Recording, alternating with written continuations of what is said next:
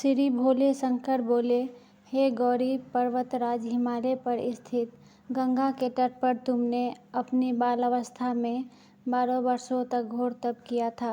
इतनी अवधि तुमने अन्न न खाकर पेड़ों के सूखे पत्ते चबाकर व्यतीत किए।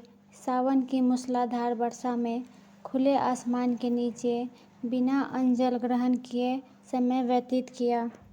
तुम्हारे पिता तुम्हारी कष्ट साध्य तपस्या को देखकर दुखी होते थे, उन्हें क्लेश होता था।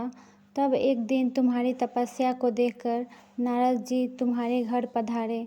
तुम्हारे पिता ने हृदय से अतिथि सत्कार करके उनके आने का कारण पूछा।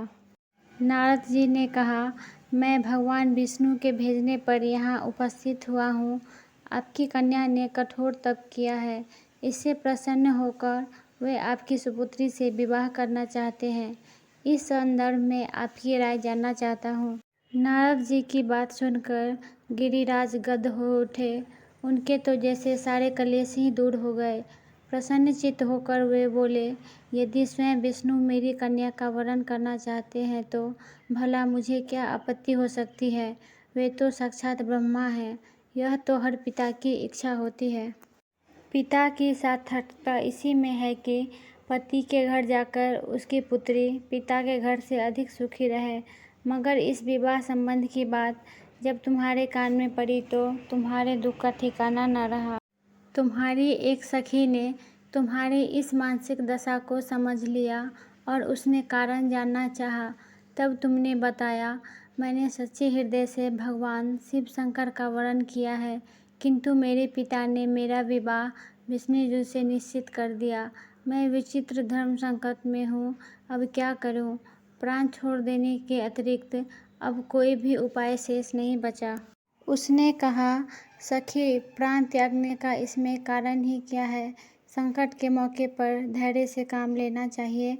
नारी के जीवन की सार्थकता इसी में है कि पति रूप में हृदय से जिसे एक बार स्वीकार कर लिया, जीवन प्रयत्न उसी से निर्वाह करे। सच्ची आस्था के समक्ष तो ईश्वर को भी समर्पण करना पड़ता है। मुझे विश्वास है कि ईश्वर अवश्य ही तुम्हारी सहायता करेंगे। तुमने ऐसा ही किया। तुम्हारे पिता तुम्हें घर पर न पाकर दुखी तथा चिंतित हुए। वे सोचने लगे कि तुम न जाने कहाँ चली गई। मैं विष्णु जी से उसका विवाह करने का प्रण कर चुका हूँ। यदि भगवान विष्णु बारात लेकर आ गए और कन्या घर पर न हुई तो बड़ा अपमान होगा। मैं तो कहीं मुंह दिखाने का योग भी नहीं रहूँगा। इधर तुम्हारी खोज होती रही और उधर तुम अपनी सखी के साथ नदी के तट पर एक गुफा में मेरी आराधना में लीन थी। भाद्रपद शुक्ल तृतीया को हस्त नक्षत्र था। उस दिन तुमने रेत के शिवलिंग का निर्माण करके व्रत किया। तुम्हारी इस तपस्या के प्रभाव से मेरा आसन डोलने लगा, मेरी समाधि टूट गई। मैं तुरंत तुम्हारे समक्ष जा पहुंचा और तुम्हारी तपस्या से प्रसन्न होकर तुमसे वर मांगने के लिए कहा।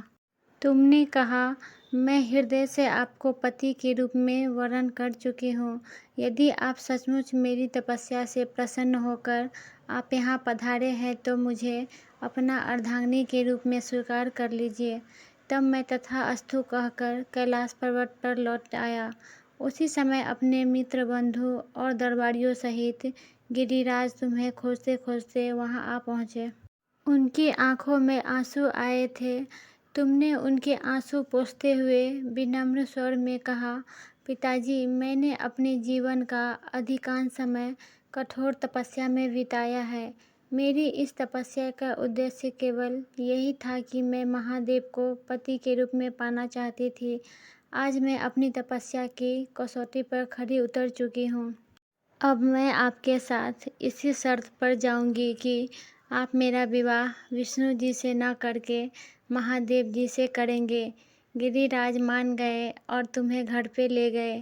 कुछ समय बाद विधि विधान उन्होंने हम दोनों को विवाह सूत्र में बांध दिया।